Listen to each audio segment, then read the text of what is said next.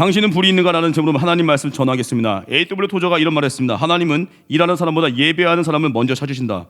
그러면서 얘기합니다. 현대인들이 예배를 잃어버리고 있다는 거예요. 하나님을 충분히 사랑하지 않는다고 합니다. 결론적으로 불이 꺼졌다는 거예요. 메마르다고 합니다. 다시 회복해야 됩니다. 다시 예배로, 다시 기도로, 다시 성령 충만으로. 여러분, 야구 용어 중에 방화범이라는 용어, 방화범 이런 용어가 있는데, 방화범이 뭐냐면 마무리 투수가 등판했을 때 이 점수차를 못 지키고 자꾸만 또 주자를 내보내고 시험을 위험에 빠뜨리게 되면 그 투수를 방화범이라고 합니다. 왜냐? 팬들의 가슴에 열불이 터지게 하는 투수래요. 열불 나게 하니까 방화범. 절대 해서는 안 되는 일이 있겠죠. 우리 공동체에 막 원망을 뿌리고 힘 빼는 사람들 방화범이에요. 방화범. 열불 나게 하고. 이런 원망들은요, 감사로 이겨야 되고요. 원망은 또 어떻게 해요? 기도로 이겨야 됩니다. 또 하나 반대로 마무리 투수가 탁월해서 팀을 위기에서 건져내면 소방관이라고 합니다. 열불을 끄는 사람, 소방관. 우리 기도하는 한 사람이 되십시오. 믿음의 사람 한 사람이 들어가면 변화되고요. 공동체가 살아나고요. 가정이 살아나고요. 단 한 명만 있어도 됩니다. 그리고 그 불은 확산되는 거예요. 근데 본문에서 보니까 예수님은 소방관이 아니라 꼭 방화범 같습니다. 왜냐? 49절 말씀 한번 읽겠습니다. 시작. 내가 불을 땅에 던지러 왔노니 이 불이 이미 붙었으면 내가 무엇을 원하리요? 우리가 하는 모습과 정반대죠. 구원자로 오셨는데 불을 끄셔야지 왜 불을 붙이시냐는 거예요. 여기 나온 불에 대해서 전통적인 세 가지 견해가 있습니다. 첫 번째가 우리 가슴에 복음의 불을 붙이러 오셨다는 거예요. 맞죠? 복음의 불. 두 번째가 모든 믿는 자들에게 성령의 불 세례를 주러 오셨다는 거예요. 세 번째가 이 땅에 심판의 불을 던지러 오셨다는 거예요. 이 세 가지 견해 다 설득력이 있는데 이거를 정리해서 세 가지 다시 증거하겠습니다. 첫 번째가 뭐냐면 복음의 불이에요. 담대하게 살라는 거예요. 두 번째가 심판의 불이에요. 분쟁을 일으키기도 하지만 믿음의 길 타협하지 말라는 거예요. 세 번째가 뭐냐면 결론적으로 오늘 설교 부제같이 진짜 예수쟁이가 되라. 차례대로 전하겠습니다. 첫 번째가 복음의 불입니다. 담대함으로 살라는 거예요. 고린도서 5장 17절 보니까 그런즉 누구든지 그리스도 안에 있으면 새로운 피조물이라. 이전 것은 지나갔으니 보라 새 것이 되었도다. 저 예수님 믿고 나서 21살에 제가 예수님을 이제 처음 믿고 나서 달라진 게 있습니다. 제 심장에 불이 붙어버린 거예요. 자, 제가 예전에 말씀드렸죠. 원래 되게 소심했습니다. 제가 유치원 때 사진 말씀드렸잖아요. 유치원 때 제 사진 한번 어머니 통해서 봤거든요. 다들 친구 놀고 있는데 구석에서 손가락 빨고 있어, 저 혼자. 얼마나 부끄럽고 내성적이고. 제가 그래서 초등부 사역할 때도 보면 구석에서 혼자 가만히 나를 보면 꼭 절 보는 것 같아요. 찾아가서 안아주고 싶기도 하고. 왜요? 그 마음이 알거든요. 그래서 저는 학교에서 책 읽는 거 시키면요 되게 싫었어요. 중고등학교 때도 책 읽기 시키면 맨날 떨고 있고 속으로 나 떨고 있니? 이럴 정도예요. 그만큼 저는 앞에 서는 거 두려워하는 사람이 여기 서 있으니까 여러분들 믿겠냐고요. 이게 누가 하는 일이에요? 하나님께서. 예수님 만난 후에 완전히 달라진 사람 됐어요. 하나님 불을 주시니까 그냥 증거하게 되고 앞에 서는 거 때로는 어렵죠. 하지만 서게 되고 증거하게 되는 거예요. 저 그래서 오해 많이 받았어요. 저를 설교단에서 설교하는 모습 저를 처음 보신 분은 제가 되게 무서운 사람인 줄 알았대요. 만나보니까 되게 부드럽네요 하고 죄송합니다 이런 얘기해서 하여튼 그런 일이 있었어요. 여러분 성격이 아니라요 내면의 성령의 불입니다. 여러분 유명한 에이브러임 링컨, 마이클 조던, 해리포터 그 작가 조엘 롤링 알고 보니 다 내향적이래요.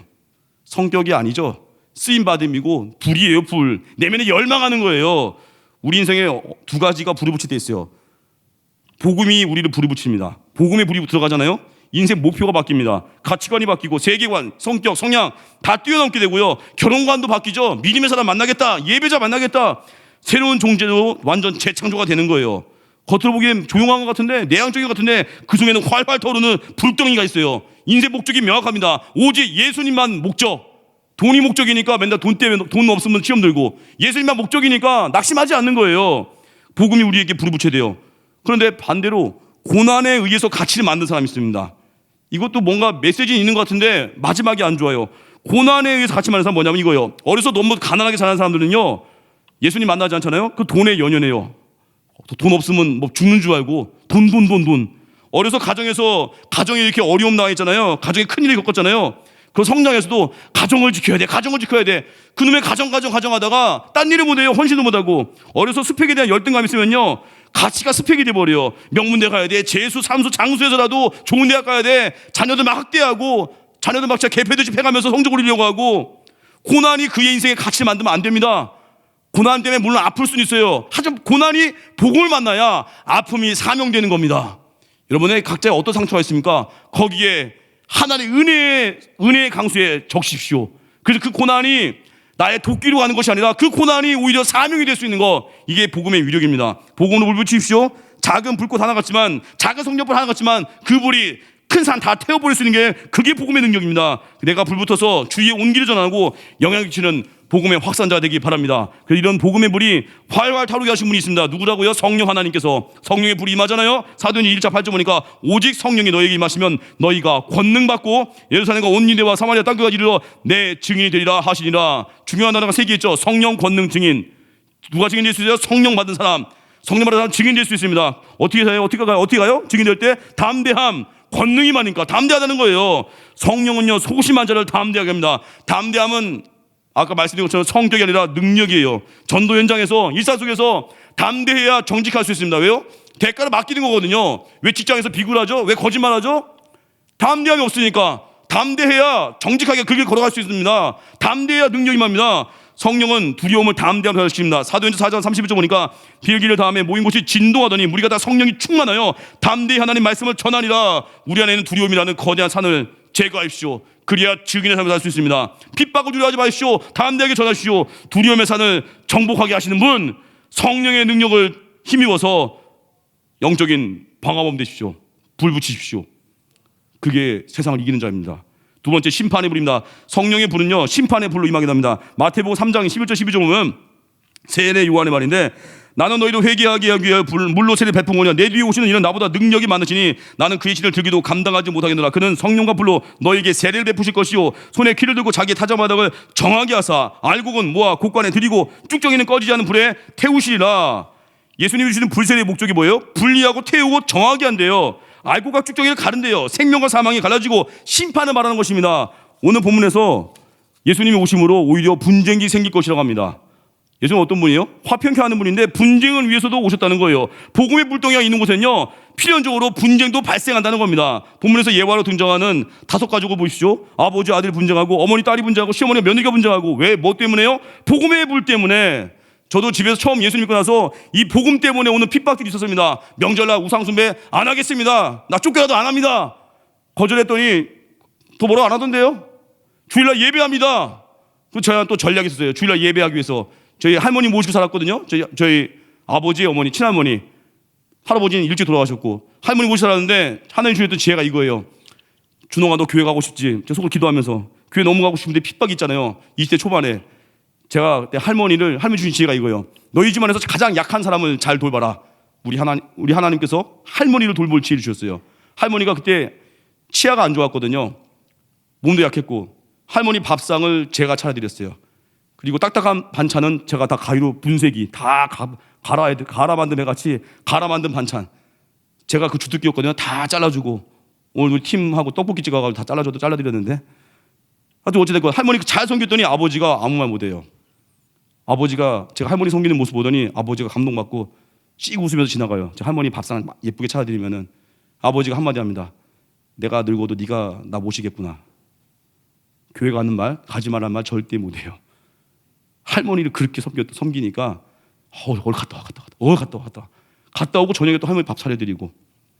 여러분, 하나님이 기도하면 지혜를 주십니다. 어느 때는 그냥 복음 증거하고 믿음으로 가다가 수모 당할 때도 있어요. 뭐 그런 때 당하십시오. 당하는 게 믿음이에요. 그 어느 때는 하나님께서 지혜를 주세요. 내가 할 일을 보여주십니다. 내가 할 희생을 보여주시고, 내가 지어야 될 십자가를 보여주십니다. 그거 하는 거예요. 그 세상이 감히 건들 수 없게끔. 그게 하나님의 지혜입니다. 구하십시오. 야고보서의 말씀같이 지혜가 없으면 구하십시오. 꾸짖지 아니하신대요. 너 이런 걸 또 물어보니 안 꾸짖고 다시 후하게 주신대요. 우리 2가지 구하십시오. 성령 충만을 구하시고 지혜를 구하십시오. 직장에서 문제 해결자가 될 것입니다. 가정에서 그 지혜를 무장해서 가정의 중심에서 하나님의 방식으로 풀어갈 것입니다. 그게 지혜예요. 그래서 여러분, 믿음의 삶 살면 분쟁이 있을 것 같지만 끝까지 믿음으로 걸으면 이길 수 있다는 거예요. 그리고 언제나 우리 어때요? 미운 오리 새끼 취급당할 때가 있죠. 그때 주님 말씀 기억하십시오. 내가 불을 땅에 던지러 왔노라. 주님이 던지신 거예요. 우리가 던진 게 아닙니다. 주님 때문에 받는 오해와 아픔, 주님이 아신다는 거예요. 이해하고 갚아준다는 거예요. 그리고 50절 말씀 보니까 나는 받을 세례가 있으니 그것이 이루어지기까지 나의 답답함이 어떠하겠느냐. 답답하시대요. 주님이 받으실 세례가 있는데 그날을 기다리기가 너무 답답하시대요. 이 세례는요, 요단강에서 세례만 받는 세례가 아니라 주님이 본문에서 말하는 세례는요, 십자가의 세례예요. 십자가의 죽음이에요. 주님이 그 십자가를 얼마나 치고 싶어 하시는지, 얼마나 우리 가슴에 복음의 불을 붙이고 싶어 하시는지. 주님은 십자가를 마지못해 지신 것이 아닙니다. 하루라도 빨리 지고 싶어서 답답한 거예요. 우리가 십자가 은혜를 경험하잖아요. 전하지 않고 견딜 수 없는 거예요. 당장 나가서 복음을 증거하자면 미쳐버리겠는 거예요. 이 열정 우리 심장 가운데 꽂히기 바랍니다. 그래서 54절부터 보니까 나오죠. 일기예보 나오잖아요. 구름이 서쪽에서 올라오는 거 보면 이제 곧 비가 오겠구나 예측할 수 있다는 거예요. 이스라엘 지형인데 서쪽에는 지중해, 동쪽에는 요단강이 있거든요. 그 중간에는 지대 높은 산악 지형. 서쪽에서 오는 바람이 산악지대에 부딪히면 구름이 생성되고 비가 쏟아지는 거예요.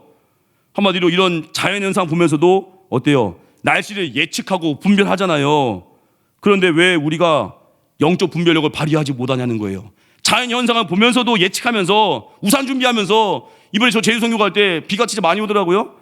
우산 준비한 분 많았어요. 어떻게 잘 준비하셨는지 미리 제주 날씨를 다 보고 오셨나 봐요. 다 조그만 우산 다 갖고 왔는데 저는 우산 안 챙겨가지고 첫날에 비 맞으면서 다녔는데, 다 예상하잖아요. 비 올 걸 예상하고 우산 준비하고. 물론 지난번에 저는 한번 엇박자 났어요. 대만 선교 때 비가 올 줄 알고 장우산 하나 갖고 왔거든요. 어떤 분이 선물로 주신 거 이름까지 써놨어요. 제가 민준홍이라고, 제가 장우산에다가. 근데 그 우산 거의 쓰지도 못하고, 지난 여름 대만 때였어요. 거의 못 쓰고 마지막 날 대만 공항에서 통과할 때 참 신기했어요. 제가 그 우산을 어떤 분이 주셨던 튼튼한 장우산이라 제가 아꼈거든요.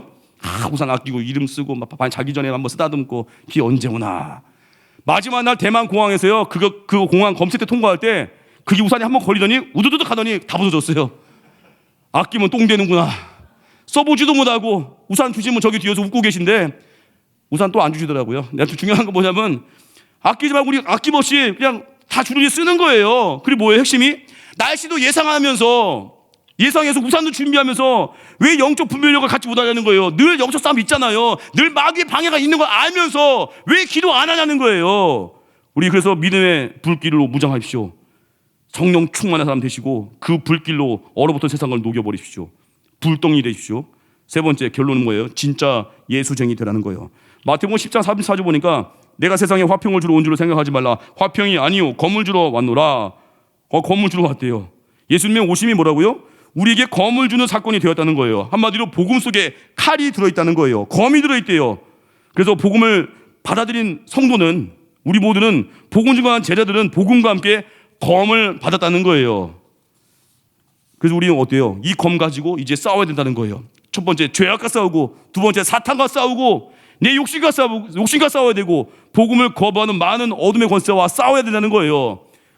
줄이면 두 가지 싸움에서 이겨야 됩니다. 첫 번째 싸움이 뭐예요? 가정에서의 싸움이죠. 30절 말씀이 사람의 원수가 자기 집안 식구니라. 원수가 자기 집안 식구래요. 내가 믿음의 길을 걸으려 할 때 내 가족이 그 길을 반대하는 경우에 가족이 원수가 될 수 있다는 거예요. 왜 가족이 원수예요? 가장 소중하고 가장 사랑해야 되는 사람이 가족인데 왜 원수라고 그랬을까요? 가족이 원수되는 이유는 사랑하기 때문에. 사랑하는 그 가족이 방해할 때가 있다는 거예요. 물론 가족에게 예의를 갖추십시오. 하지만 그 가족보다 하나님을 더 사랑할 수 없다는 거예요. 우리 속에 하나님보다 더 사랑하는 것이 있다면 그거 잘라내야 된다는 거예요. 그래서 오늘 마태복음 10장 30절에 뭐라고요? 사람의 원수가 자기 집안 식구니라. 그래서 우리는 하나님을 더 사랑하는 것들 있잖아요. 집착하면 떠납니다. 그런 걸 집착을 베어내야 돼요. 검으로. 그래서 그럼 아프잖아요. 그래서 칼이라고 표현한 거예요. 집착을 다 베어내는 거 아프죠? 그래서 칼이라는 거예요. 우리는 예수님의 제자로서 언제나 화평 추구해야 되지만 모든 사람과 화평 아닙니다. 잘못된 것과는 화평하지 말아야 돼요. 악과는 싸워야 돼요. 선으로 이겨야 돼요. 그게 주님이 원하시는 것입니다. 또 하나, 두 번째 그거가 자기 욕심이에요. 자기 욕심, 나의 야망, 내가 원하는 자리. 이 시대 문제가 뭐냐면 상황인 것 같습니까? 물론 상황도 바꿔야 될 게 있습니다. 이 시대 문제는 결국 교회의 거룩입니다. 교회가 뜨겁지 않은 거예요. 교회가 믿음의 사람을 배출하지 못한 거예요. 진짜 예수쟁이 나오면요 가정이 바뀝니다. 당연하죠. 진짜 예수쟁이, 용서의 사람, 섬김의 사람, 자기 부인의 사람 안 바뀌겠습니까? 그 회사에 진짜 예수쟁이가 들어가면요 안 바뀌겠냐고요. 요즘 회사들도 그래요. 진짜 진실된 사람 뽑고 싶대요. 성실한 사원 뽑고 싶대요. 근데 너무 없다는 거예요. 다 자기 개발하러 와버리고. 회사의 목적을, 회사에서 왜 그렇게 힘들어하죠? 목표가 자기 개발이니까. 회사는요 상관의 목적을 위해 부름받은 거고요. 최종적인 건 뭐예요? 주님의 부르실 때 간 거예요. 그 주님의 기쁨을 구해야 되는데 회사 가서 다 자기 개발하고 있습니다. 그러니까 문제가 되는 거예요. 하나님의 부르심이 있거든요. 날아간 계획이 있거든요. 그 부르심 따라서 왜 그 회사 갔어요? 사람 살리라고. 왜 그 가정 허락했어요? 사람 살리라고. 이게 진짜 예수쟁이의 길입니다. 진짜 믿어보시죠. 직장, 학교, 군대 다 바뀝니다. 한 분 이야기하겠습니다. 서열상 제가 한번 소개했을 거예요. 서열상 고종보다 위였습니다. 근데 고종보다 늦게 태어나서 왕이 되지 못한 조선의 왕손 이재형, 26살 되던 해에 과거에 합격했습니다. 경상도 풍기 군수가 되었습니다. 을사보호조약 체결되니까 나라의 운명을 통탄했습니다. 왕손의 특혜를 포기하고 평민이 되어서 땅 문서까지 아내에게 주고 방랑길에 올라갔습니다. 1904년에 성묘하러 가던 중에 마부 엄귀현을 만났습니다. 마부 엄귀현, 이 사람과 친해졌습니다. 엄귀현이 정성껏 모셨습니다. 하루는 이 마부 엄귀현이 자기에게 전도를 하는 거예요. 이재영에게. 날이 황송하오나 예수 믿으시지요. 하나님은 세상을 이처럼 사랑하사 독생자를 주셨으니 누구든지 그를 믿으면 영생을 얻으리라 했습니다. 나리도 예수를 믿으면 죄사함 받고 영생 얻습니다. 근데 이재영이 호흡을 친 거죠. 마부가 괘씸해 보이는 거예요. 핀잔을 주더래요. 건방진 소리 말고 말이나 잘 몰아. 그런데 마부의 진정한 호소와 용기에 내심 놀라면서 빈정대듯이 물어봤대요. 야, 예수 믿으면 마부가 양반이라도 된다는 말이냐? 약간 조롱하는 거죠. 예수 믿으면 뭐 마부가 양반이라도 돼? 너 마부잖아. 약간 그런 조롱인데, 그때 마부 엄규현이 잠시 기도한 다음에 대답하더래요. 날이 예수 믿는 도리는 그런 것이 아닙니다. 제가 양반 되기 위해서 예수 믿는 게 아니라 마부 노릇 잘하기 위해서 예수 믿는 것입니다. 나리께서 예수 믿으시면 제가 평생 마부로 나리를 모시겠습니다. 거기에 꽝 놀란 거예요. 예수님에 대한 호기심이 생겨요. 일개 마부의 입에서 어떻게 이런 말이 나올까? 예수 믿는 것이 도대체 무엇이길래 기독교가 그렇게 좋은 것인가? 막 마음에 막 깨달음이 오는 거예요. 그리고 방랑생활 청산하고 집에 왔는데 부인 정씨는 또 부자가 되어 있더래요. 승동교회 교인이 되어 있었습니다. 당시 1903년 원산의 부흥운동이 전국으로 번져 있을 때였어요. 마침 승동교회에서 부흥사경에 열려서 이재영이 부인 따라서 부흥회에 참석했습니다. 그 교회에서 자기를 전도한 마부 엄귀현을 만났습니다. 알고 보니 엄귀현은 교회의 영수였습니다. 요즘식으로 말하면 장로님이래요. 손수 교회 짓고 교회를 내 집처럼 돌아보고 교회 위에서 일생 수고하는 사람이라고 합니다. 이재영이 얘기했습니다. 내가 교회 밖에서는 왕손이지만 교회에서는 그리스도 안에서 한 형제일 뿐이다 말하면서 이 엄귀현 장로님을 형님이라고 부르면서 아주 깍듯이 모셨대요. 이재영은 결국 왕손으로서 예수 믿은 최초의 인물이 됐고요. 1914년에 승동교회 장로가 되고 1918년에 평양신학교 졸업해서 목사 안수 받고 남대문교회 2대 목사가 됩니다. 그 후에 1924년부터 1933년까지 승동교회 담임 목사로 심우합니다. 1947년에 77세로 세상을 떠났습니다. 왕손 이재영이 이렇게 변화된 이유가 뭐예요? 마부 엄귀현이 진짜 예수쟁이였기 때문이에요. 제가 양반되기 위해서 예수 믿는 게 아니라 마부 노릇 잘하기 위해서 예수 믿는 것입니다. 어떤 자격을 얻기 위해서, 출세를 하기 위해서, 돈 벌기 위해서, 명예 얻기 위해서 그거 위해 예수 믿는 게 아니라 진짜 하나님의 사람을 살고 싶기 때문에 그래서 예수 믿는 것입니다. 진짜 예수쟁이를 만나니까 바뀌는 거예요. 이 시대가 돈이 우상이 되어버렸습니다. 많은 사람들이 돈 앞에 무릎 꿇고 있어요. 인생과 가정이 망가지고 믿음 져버리고, 제가 대만 교회 얘기를 들어보니까 청년들 많이 모이던 교회, 직장 갔더니 교회를 많이 떠났대요. 뭐 진짜 가슴 아프죠. 우리 교회 와서도 막 간증했던 그 형제 요즘 안 나오거든요. 대만 교회에서. 왜 그러냐 했더니 회사 가더니 안 나온대요. 여러분 젊은이들 있습니까? 취업 전 1년 이때 조심하십시오. 이때 예배드리고 기도 선교하면서 이때 보내야 돼요. 취업 후 1년 조심하십시오. 이때 뭐 회사의 안정을 구한다고 잠깐 선교 보류, 잠깐 예배 보류, 평생 보류하다가 이제 지옥 갑니다. 그때 조심해야 돼요. 예배로 채워야 돼요. 은혜로 채워야 돼요. 회사 경영한 한 집사님이요, 은혜에 눈이 띄었습니다. 눈이 띄자마자 신앙적인 원칙으로 회사를 경영할 결심을 했대요. 사원도 모아놓고 정직한 세금과 정직한 영업을 하기로 선포했다고 합니다. 정직하게 세금 내겠다, 정직하게 영업하겠다, 주일 성수하겠다 했더니 회사에서 핵심 중직자들이요 줄줄이 사표를 내더래요. 그렇게 영업할 자신이 없다는 거예요. 그때 경영하는 그 집사님이요 한 가지 깨달았다고 합니다. 우리 회사의 주인은 따로 있었구나. 세상이 주인이었구나. 세상의 주인이 되어 세상의 주인이라 세상에 끌려다니듯이 살아갔구나. 그걸 통탄했다는 거예요. 여러분, 우리 신앙생활 목적을 처음엔 잘 가지고 오죠. 은혜 받아서 교회 와서 감격도 있고. 그런데 방심하거나 기도가 없으면요, 변질됩니다. 몸의 헌신이 없으면 또 약해집니다. 목적이 바뀌면 안 되는 거예요. 군인들 군대 왜 갑니까? 나라 지키려고, 잘 지키려고. 근데 가슴 아픈 게 뭔지 아십니까? 요즘 뭐 군인들 중에 저는 군인, 물론 훌륭한 군인 많습니다. 근데 군대에서도요, 병사들 행여나 사고 나가면 간부가 승진 못 할까봐 눈이 좀 많이 오면은, 실제 있던 일이에요. 저 훈련소 때 눈이 좀 많이 왔다고 행군 키로수를 줄이더라고요. 물론 전 좋았어요. 편하게 짧게 걸으니까. 근데 그런 일들이 반복되면 군인의 목적이 뭐예요? 훈련 잘 받아서 나라 지켜야 되는데 군인의 목적이 승진하는 게 목적이 되고 안전방이 돼버리면 그게 무슨 군인이에요? 직장은 안 그래요? 직장 갔어요. 왜 갔습니까? 사람 살리라고, 사명 감당하라고. 근데 직장에서 그 자리 유지하려고 버티는 거, 목적이 변질되는 거예요. 우리 신앙생활 어떻게 살아야겠습니까? 목적을 놓치지 마십시오. 목적이 뭐예요? 그의 나라 위해서. 목적이 뭐예요? 예수님을 위해서. 진짜 예수쟁이가 나와야 돼요. 저는 이런 상상 해봤어요. 우리가 진짜 주일 성수를 한다면, 우리가 그러잖아요. 주일날 우리가 결혼식을 안 가니까 대부분 결혼식을 주일날 안 하잖아요. 우리가 주일날 뭐 환갑잔치든 무슨 잔치 안 가니까 주일날 안 하잖아요. 우리가 안 가고 예배 결정하니까 확 줄어들죠. 그런 거 잘 안 하죠. 안 가죠. 우리도 예배 드리니까. 근데 저는 이런 생각 들었어요. 우리가 주일날 밖에 나가 사 먹는 것도 확 줄인다면, 물론 자, 이거는 뭐 율법적으로 못 하겠어요. 저도 오늘 사 먹고 왔기 때문에. 근데 상상해봤어요. 우리가 만약에 밖에서 사 먹지 않는다면 어떻겠습니까? 주변 상권들이 이제 궁금하겠죠. 와, 아무도 안 오네. 저 교회는 주일날 돈 안 쓰네. 야, 영업이 안 되는구나.